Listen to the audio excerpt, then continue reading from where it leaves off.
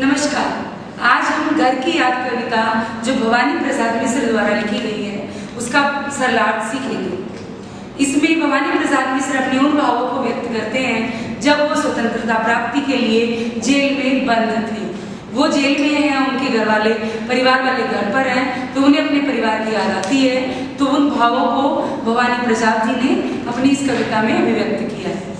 आज पानी गिर रहा है, बहुत पानी गिर रहा है। पानी गिरने से तात्पर्य बरसात होने से भी है, और पानी गिरने से तात्पर्य भवानी प्रसाद की आंखों में आंसू आ जाने से भी है। तो वो कहते हैं कि बहुत तेज बरसात हो रही है, या फिर ये मान लीजिए कि मेरी आंखों से मेरे घर की याद के कारण आंसू झड़ रहे हैं, रात भर गिरता रहा है। मानिए जो बरसात है ये पूरी रात होती रही है, पानी पूरी रात गिरता रहा है, प्राण मन घिरता रहा है। यानी उस बरसात में मेरे प्राण भी और मेरा मन भी घिरा हुआ है। मेरा मन बहुत दुखी है, बहुत परेशान है, क्योंकि मुझे घर की याद आ रही है। बहुत पानी गिर रहा है, घर नजर में गिर रहा है, कि मानो पानी इतना ज्यादा गिर रहा है, मेरी आंखों से इतने आंसू झर रहे हैं कि मेरी आंखों में मेरे जो घर की यादें हैं वो मानो तिरती अर्थात तैरती हुई स्पष्ट नजर आ रही है। घर की मुझसे दूर है जो, कि कौन से घर की बात करते हैं हम? जिस घर से भवानी प्रसाद दूर है, अर्थात जेल में है। तो जो घर मुझसे दूर है, घर खुशी का पूर है जो, और घर कैसा है? खुशी से भरपूर है, क्योंकि सारे लोग घर में हैं और वो घर से दूर है। घर में 4 भाई, कि मेरे घर में 4 भाई हैं, मायके में बहन आई, और वहां पर मेरी बहन भी अपने मायके में आई है, अपने पिता के घर आई है। बहन आई बाप के घर, कि बहन कहाँ पर आई? अपने पिता के घर पर आई है। हाय रे परिताप के घर, तो उसने अपने पिता के घर को परिताप का घर कहा है। परिताप माने दुख से भरा हुआ घर। क्यों? क्योंकि सारे भाई उसके घर पर मौजूद नहीं है, इसलिए उसे अपने पिता के घर में भी कष्ट का अनुभव हो रहा है। घर में सब जुड़े हैं, माने मेरे घर पर सारे लोग जुड़े हुए हैं। सबकी इतने कब जुड़े हैं? माने आज तक ऐसा नहीं हुआ कि सारे लोग इस तरह से कभी इकट्ठे हुए हों। 4 भाई 4 बहनें, हम 4 भाई हैं और 4 बहनें हैं हमारी, भुजा भाई प्यार बहनें। और भाई मानो भुजा के रूप में है, संरक्षक के रूप में है, और जो बहनें हैं वो हम सभी का प्यार है, अर्थात हमें अपनी बहनें बहुत प्यारी हैं। और भाई चारों शक्ति का प्रतीक है, बल और ताकत का प्रतीक है। और माँ बिन पढ़ी मेरी, कि जो मेरी माता है वो अनपढ़ है, वो कभी स्कूल नहीं गई, पढ़ी लिखी नहीं है। दुख में वह घड़ी मेरी, वह कैसी है? हर समय मानो उसने कष्ट झेला है, दुख झेला है, तो दुख में ही जैसे पली बड़ी हुई है। माँ की जिसकी गोद में सर, यानी मेरी माँ की सर में गोद रखकर हमने क्या किया है? सुख का अनुभव किया है। रख लिया तो दुख फिर नहीं, कि जैसे ही हमने अपनी माँ की गोद में सर रखा तो हमें दुखों का अनुभव नहीं हुआ, अर्थात दुखों से हमें मुक्ति मिल गई। माँ की जिसकी स्नेह धारा, उसी माँ की जिसकी गोद में सर रख करके हमें प्रेम का अनुभव हुआ, दुख से मुक्ति मिली। उसी माँ की जो गोद है वह स्नेह से भरपूर है, का यहाँ तक भी पसारा। और उस प्रेम का, माता की गोद के प्रेम का जो आश्रय है, जो सहारा है, वह यहाँ तक अर्थात जेल तक भी है। उसी के सहारे के कारण मैं यहाँ पर रुका हुआ हूँ। उसे लिखना नहीं आता, क्योंकि माँ पढ़ी लिखी नहीं है, इसलिए माँ को लिखना नहीं आता। जो कि उसका पत्र पाता, कि जो उसका पत्र पाता, अर्थात माँ को लिखना आता तो माँ मेरे लिए पत्र लिखती और उस पत्र को मैं प्राप्त करता। लेकिन माँ पढ़ी नहीं है, लिखी नहीं है, इसलिए माँ को पत्र लिखना नहीं आता। इसी कारण से मुझे माँ का कोई पत्र नहीं मिलता। पिताजी जिनको बुढ़ापा, कि मेरे पिता कैसे हैं? बुजुर्ग हो गए हैं, उनको बुढ़ापा आ गया है, एक क्षण भी नहीं व्यापा, परंतु वह बुढ़ापे का असर एक पल भी न व्यापा, माने उनके ऊपर असर नहीं डालता, प्रभाव नहीं डालता। यानी उस बुढ़ापे का असर मेरे पिता के ऊपर एक पल भी नजर नहीं आता। जो अभी भी दौड़ जाए, जो कैसे हैं? अभी भी दौड़ लगाते हैं, जो अभी भी खिलखिलाएं और मन खुश होकर, प्रसन्न होकर, खिलखिलाकर युवाओं की तरह हंसते हैं। मौत के आगे न हिचके, कि मानो मृत्यु आए तो उसके आगे उनको कोई हिचक नहीं है। शेर के आगे न हिचके, और शेर माने किसी बहादुर के आगे वो घबराते नहीं हैं, अर्थात हर परिस्थितियों का डटकर सामना करते हैं। बोल में बादल गरजता, यानी उनकी जो भाषा है, उनकी जो वाणी है, वो इतनी कड़क है, इतनी तेज है कि जैसे बादलों की गर्जना होती है, ऐसी ही तीव्र आवाज उनकी आज भी है। काम में झंझा बरसता, झंझा माने झंझावात, अर्थात बरसात, झरने रूपी बरसात जो तीव्र गति से होती है। वो बोलते हैं कि कार्य करने में वो इतने सक्षम है, इतने समर्थ है कि जो झंझावात है, तेज बरसात है, वह भी उनके सामने लजा जाए अर्थात शर्मा जाए। आज गीता पाठ करके, माने हर रोज उनका कार्य है कि वो सुबह में गीता पाठ करते हैं, व्यायाम करते हैं, उसके बाद नीचे आते हैं घर में। तो वो कहते हैं आज गीता पाठ करके, माने आज उन्होंने गीता पाठ किया दंड 260 करके, माने 260 बार दंड कर लगाकर अर्थात व्यायाम करके खूब मुदगर हिला लेकर, यानी मुदगर यानी व्यायाम करने का एक शास्त्रीय साधन होता है जिसमें कंधों की व्यायाम की जाती है, तो उसको खूब हिला करके मूठ उनकी मिला लेकर, यानी मुदगर की मूठ को मिला करके कड़ा व्यायाम करके जबकि नीचे आए होंगे, माने वो घर में जब छत से नीचे उतरे होंगे, नैन जल से छाए होंगे, यानी उनकी आंखों में आंसू भर आए होंगे। हाय पानी गिर रहा है, माने जैसे बरसात का पानी नीचे गिरता है, ऐसे ही मानो मेरे पिता की आंखों से आंसू गिर रहे हैं, घर नजर में गिर रहा है, और वो बरसात का पानी गिरने की वजह से मेरी आंखों में मानो मेरी घर की जो स्मृति है, जो याद है, वह मानो तैर रही है। 4 भाई 4 बहनें, भुजा भाई प्यार बहनें, माने कवि बोलते हैं, भवानी प्रसाद बोलते हैं कि हम 4 भाई हैं और 4 बहनें हैं। जो भाई कैसे हैं, वो भुजा के जैसे माने शक्तिशाली हैं, ताकतवर हैं, और जो हमारी बहनें हैं वो हमारे लिए प्यार रूप हैं। खेलते या खड़े होंगे, कि या तो मेरे भाई खेलते होंगे या फिर खड़े होंगे, बैठे होंगे, नजर उनको पड़े होंगे।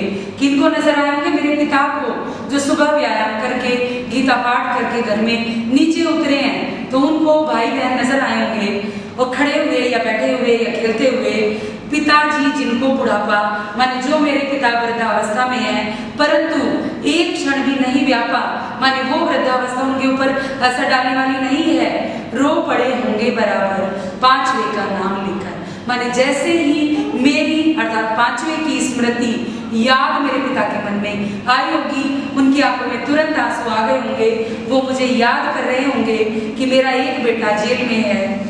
5वां मैं हूँ अभागा, कि मैं कैसा हूँ, मैं अभागा अर्थात भाग्यहीन हूँ, जिसे सोने पर सुहागा पिताजी कहते रहे हैं, प्यार में कहते रहे हैं। माने मेरे पिता मुझे क्या मानते थे? सोने पर सुहागा, अर्थात सोना 4 भाई हैं, तो उनसे श्रेष्ठ माने हीरे के रूप में मैं रहा हूँ, तो वो मेरे ऊपर प्यार लुटाते आए हैं। आज उनके स्वर्ण बेटे, माने आज उनके सोने के समान जो बेटे हैं, लगे होंगे उन्हें हिटे, अर्थात उन्हें कम लगे होंगे, माने मेरी कमी की वजह से वो उन बेटों को भी प्यार से नहीं देख पाए होंगे, क्योंकि मैं उन पर सुहागा, क्योंकि मैं कौन था? उनसे श्रेष्ठ था, उन पर सुहागा था, बैठा बंधा हूँ अभागा। और मैं कैसा हूँ आज?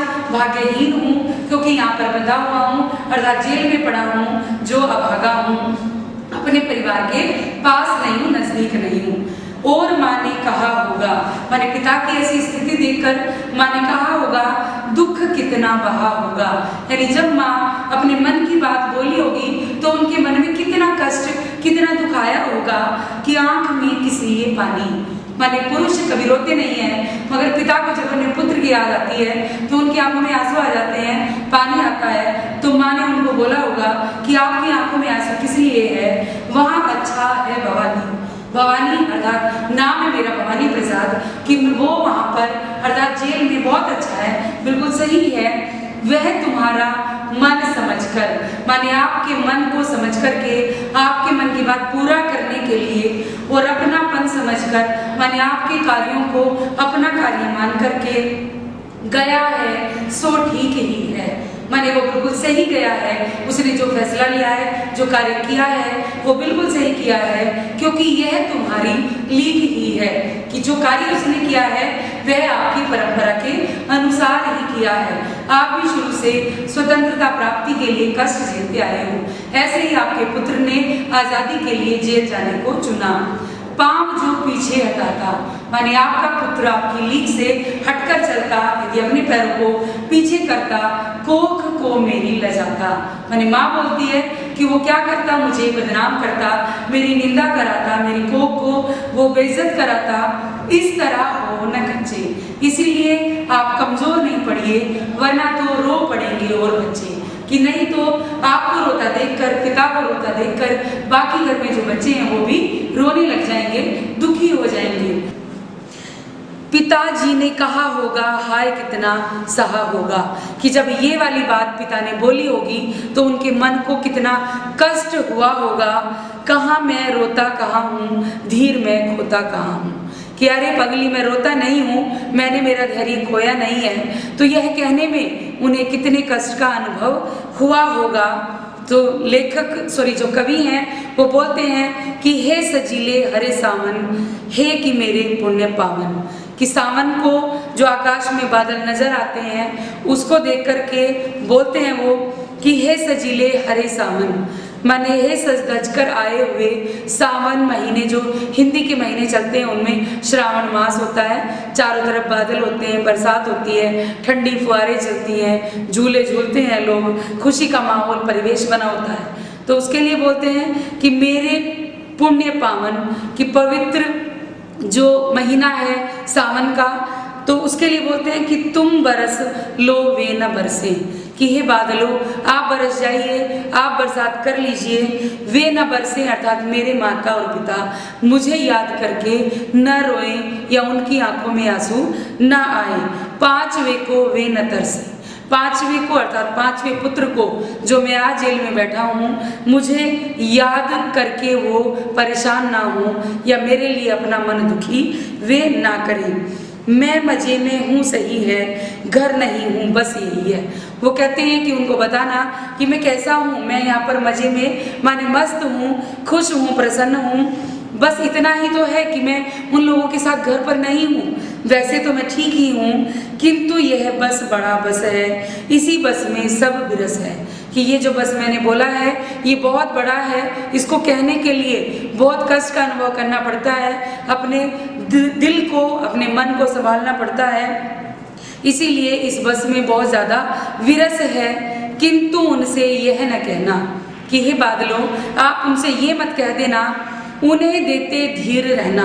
कि क्या नहीं कहना उनसे, कि आप उनसे ये मत कह देना कि मैं उनको याद करके यहाँ पर दुखी होता हूँ और अपनी आंखों में आंसू लिए रहता हूँ, समय पर खाना नहीं खाता, भोजन नहीं करता और स्वस्थ नहीं हूँ। ये सारी बातें आप उनसे मत बोलना, उनको धीर देना, उनको धैर्य बंधाना।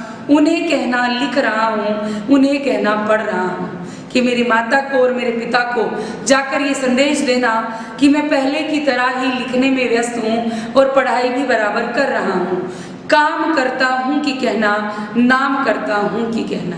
कि उनको कहना कि मैं सारे काम नियमित रूप से करता हूँ और आपका नाम रोशन कर रहा हूँ। ये बात मेरे माता और पिता के पास हे बादलों तुम पहुँचा देना। चाहते हैं लोग कहना, मत करो कुछ शोक कहना।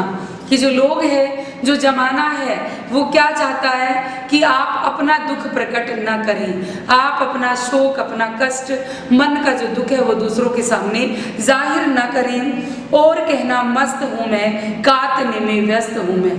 कि मेरे पिता को ये बताना, मेरी माँ को ये बता देना कि मैं यहाँ पर मस्त हूँ, बिल्कुल मस्ती में हूँ, मौज में हूँ और कातने में व्यस्त। क्योंकि गांधी जी ने उस समय जो चरखा चला के कातने वाला जो कार्यक्रम शुरू किया था, जो उनके साथी थे सभी खादी वाला वस्त्र पहनते थे और चरखा चलाते थे।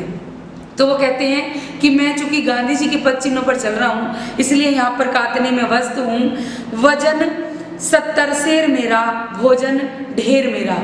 कि मैं कमज़ोर नहीं हुआ हूँ, मेरा वजन 70 सेर माने 70 किलो है और भोजन ढेर से मतलब है कि मैं बहुत भोजन करता हूँ, अर्थात पेट भर भोजन भी करता हूँ। कूदता हूँ, खेलता हूँ, दुख डटकर झेलता हूँ। वो कहते हैं कि जो कष्ट मुझे आते हैं, जो दुख मुझे मिलते हैं, उनका मैं डट के सामना करता हूँ, उनसे डरता नहीं हूँ, घबराता नहीं हूँ और कूदता भी हूँ, खेलता भी हूँ। अर्थात अपने नियमित कार्यों में मैं व्यस्त रहता हूँ और मस्त रहता हूँ।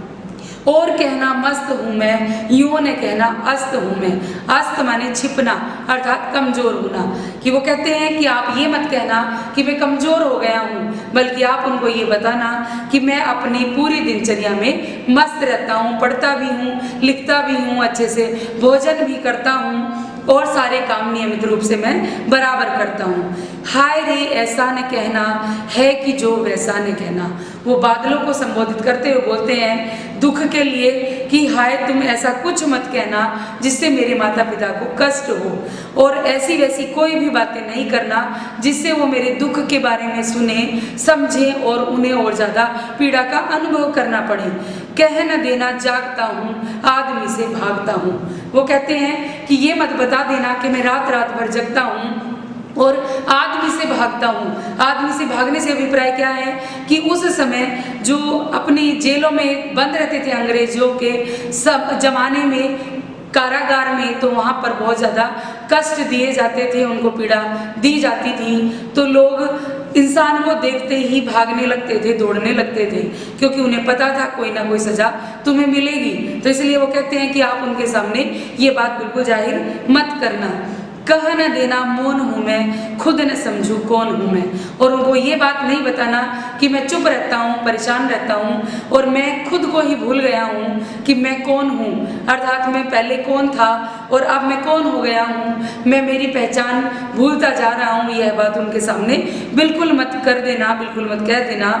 देखना कुछ बक न देना, उन्हें कोई शक न देना। बकना अर्थात मुख से व्याख्यान कर देना। वो कहते हैं कि ऐसा कोई भी शब्द आप अपने मुख से मत निकाल देना या अपनी क्रियाकलापों से ऐसा साबित मत कर देना कि वो शक करने लगें या उन्हें शक हो जाए कि जो आप बताने की कोशिश कर रहे हैं वो गलत है और बेटे की स्थिति कुछ और है। इसलिए आप समझदारी का परिचय देना। हे सजीले हरे सावन, हे कि मेरे पुण्य पावन। किसके लिए बोलते हैं? सावन में आने वाले बादलों के लिए बोलते हैं। सावन के महीने में जो बादल आकाश में छाते हैं उनके लिए बोलते हैं कि मेरे पुण्य पावन हे सावन तुम बरस लो वे न बरसे। तो यदि आपको बरसात करनी है, पानी ही गिरना है, तो क्यों ना आप बादल के रूप में इस पृथ्वी को शीतल कर दीजिए, बरस जाइए, 5 वे को वे न तरसे। मगर मेरे पिता और मेरी माता की आंखों में मेरे लिए आंसू नहीं आने चाहिए।